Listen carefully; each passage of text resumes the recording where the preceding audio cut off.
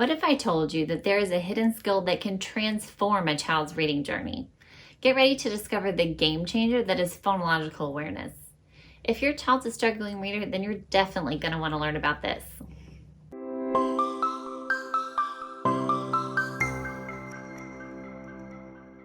Hi, I'm Jessica, and I'm a children's reading coach.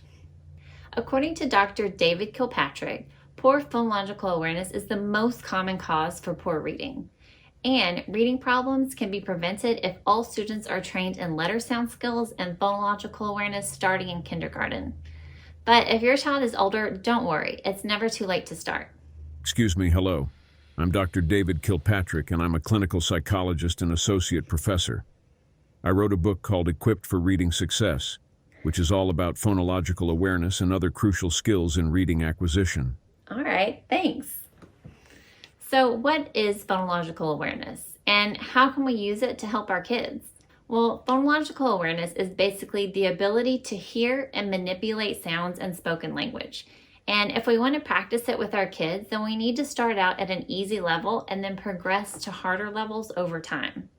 Now, just so you know, this video is full of information. So if you don't want to take notes, I do have a free guide that you can grab in the description below. The absolute easiest way to start is to have your kiddo count the words in sentences, starting with short sentences and then increasing to longer sentences.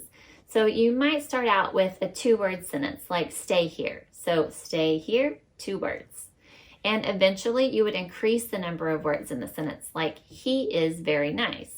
He is very nice, a 4-word sentence. After that, you can move up to the syllable level.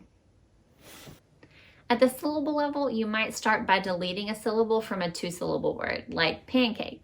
You could tell your child to say the word pancake, but leave out the pan part, to which they would say cake. Once they've mastered 2-syllable words, you can move up to 3-syllable words, like animal.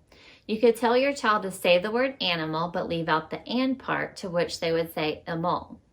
Next, you can move on to the onset rhyme level. So if you're like most people, you're probably like, what is an onset or what is a rhyme? An onset would be the beginning part. So in the word ran, it would be the first consonant, which is the letter R, which makes the R sound. A rhyme would be the part of a syllable that includes the vowel and any consonant sounds in that syllable. So in the word ran, it would be the and part.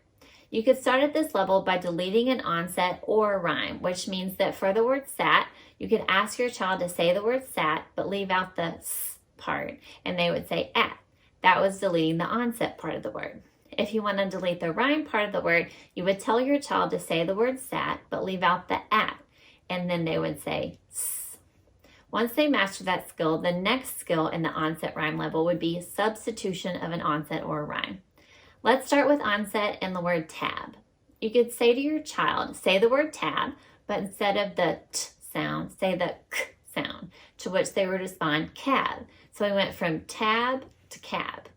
Now let's try the rhyme part and the word fit. You could tell your child, say the word fit, but instead of saying it, say or, to which your child should answer for. So this time we went from the word fit to the word for. Now, the last level is the phoneme level. The phoneme level of phonological awareness is the ultimate goal. This level has a huge impact on students' learning and reading success. To start out at the phoneme level, you can delete the first sound in an initial blend. And a blend is just 2 or 3 letters that work together to make a sound. The letters keep their own sound while working together to make the sound of the blend. For example, in the word blab, the first 2 letters, B and L, that's a blend. So an initial blend would just be a blend that is at the beginning of a word. Okay, let's try it out.